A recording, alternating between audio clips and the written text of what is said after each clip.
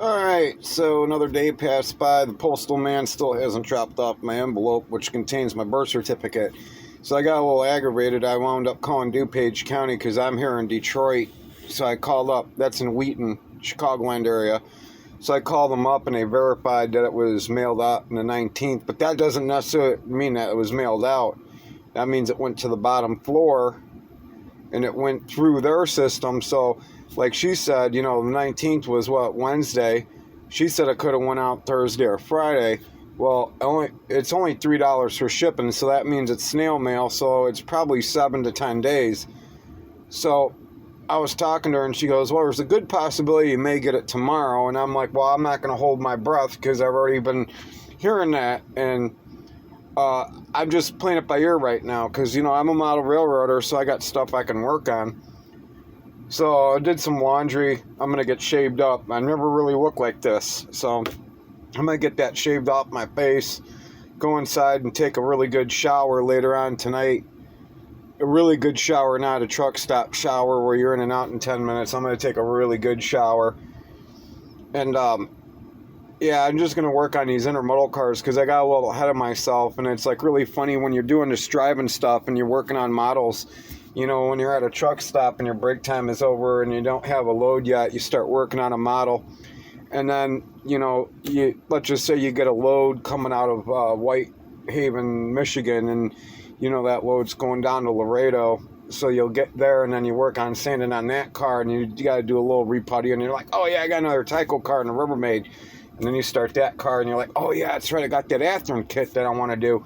And then you start that one. Before you know it, I got 5 of them. And they're up above me in my loft. And as I'm hitting bumps, they're getting knocked around. My containers are factory painted.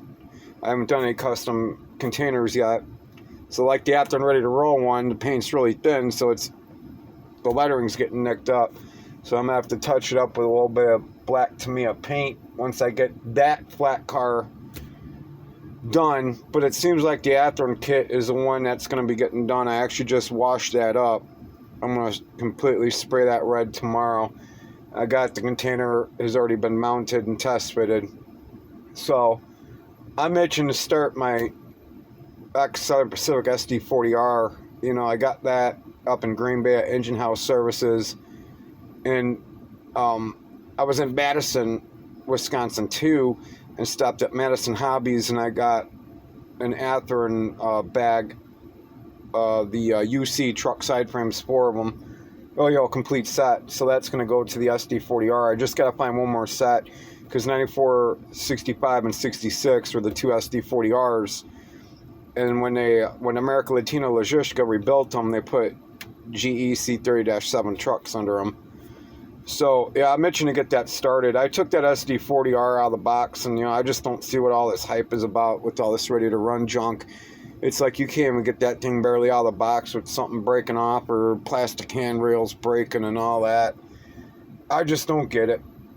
I don't know what I'm going to do about the handrails, if I'm going to rebend and use A-line stanchions, which are the old Athearn stanchions, or I'm going to send off and get precision scale brass stanchions. I don't know yet.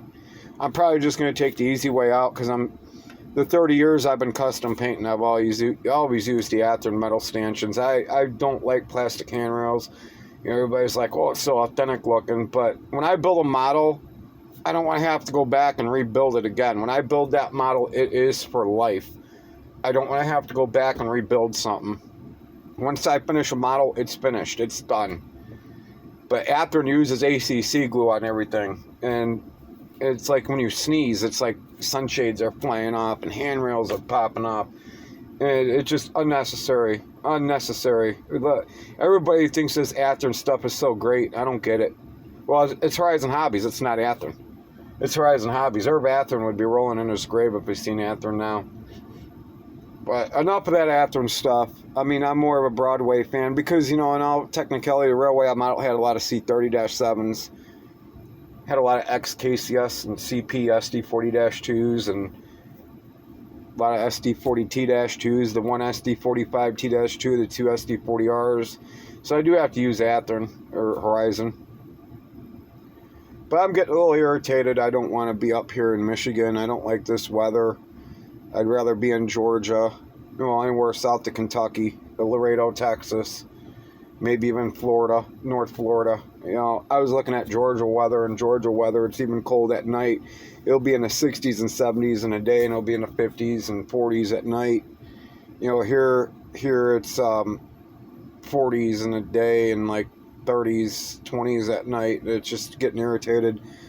It's supposed to be a snowstorm coming in tonight, and I'm not really, no, not tonight, tomorrow night or Thanksgiving, a snow and ice storm, and it's just like, I'm not, even if my birth certificate comes tomorrow, I won't even be able to get my license until next week anyway, so just gotta go with it. If it wasn't for model railroading, I don't know what I'd do.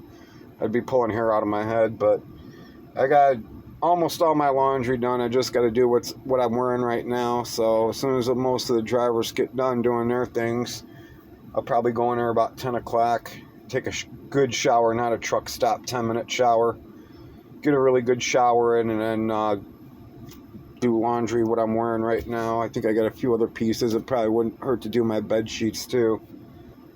But it's coming to the point now where I'm getting frustrated.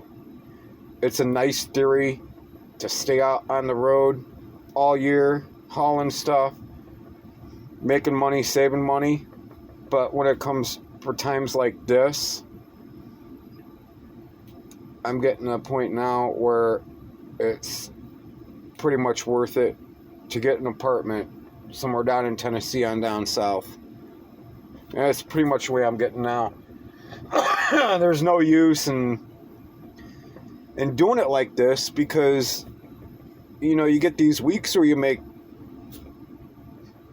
big money, and then you get something like this happens and you're not making anything. Or then if you have a breakdown, you're making $200-300 for the week if you're lucky. It depends what you break down with. If you get back on the road in the same day or the next day, you still got a chance of making over $1,000 or whatever you want to make. Sky's the limit for what you want to make, depending on how far you want to go. If you want to stay regional or over the road, but it's getting to a point now where it's useless trying to stay out here all year, because something's going to happen. Something's going to come overdue. Your license or something else is going to happen. You're going to have to take care of that. And there's no one else to take care of it, especially you're like me. It's just me and my dog. My dog is the only family I got. Most of my family is dicks, and I gotta excuse my language. ASSHOLEs, I guess. And no one else is gonna take care of my problems. I gotta take care of them on my own. And when you're in a truck, you can't do it that way. I gotta get an apartment. I have to. And as much as I wanted to go straight into a house, paid all in cash, using what I had saved up, what I invested in with railroad retirement, I just can't justify it right now. I just can't. I'm trying to get organized and trying to figure this out, and the best thing I can figure out is I need a place in the next month or two that I can go home, have a regular mailing address, and call my home. This truck is not my home. I don't even think in the trucking industry, I don't think they ever intended drivers to be living out of trucks. And a lot of drivers do it. That's... You think you're going to make big money. I don't know. I mean, I do make damn good money, and then all of a sudden, you save it up, and then you get a time like this, and then it's like you're spending it. You got to eat, you got to buy groceries, and it's like the stuff ain't cheap out here. You go Pilot truck stop, you buy basic stuff, and it's like $27.50, and then you go to Quick Trip or Quick Star up in Wisconsin, Minnesota, and Iowa. You buy the same stuff, and it's like $6, $7. And that's why I like Quick Trip and Quick Star. Sap Brothers truck stops, Road Ranger truck stops. I'd rather go there. But the way this company's set up, you can only use Pilot and Flying J. TA is the biggest ripoff out of them all. TA, they don't even want truck drivers even spend a night. I don't even think they want truck drivers to spend a night there. I can't stand TA. I've been kicked out of many TAs. Loves, I don't understand it. Loves, it's like the four-wheelers, the car people on vacation. They love Loves. I don't know. I don't understand it. I guess if you're driving on the road every day and you had to go to Loves to buy food, you'd probably start seeing it. But I guess these people go on like bi-weekly road trips or monthly road trips, so they don't care. You know, Speedway truck stops are really good.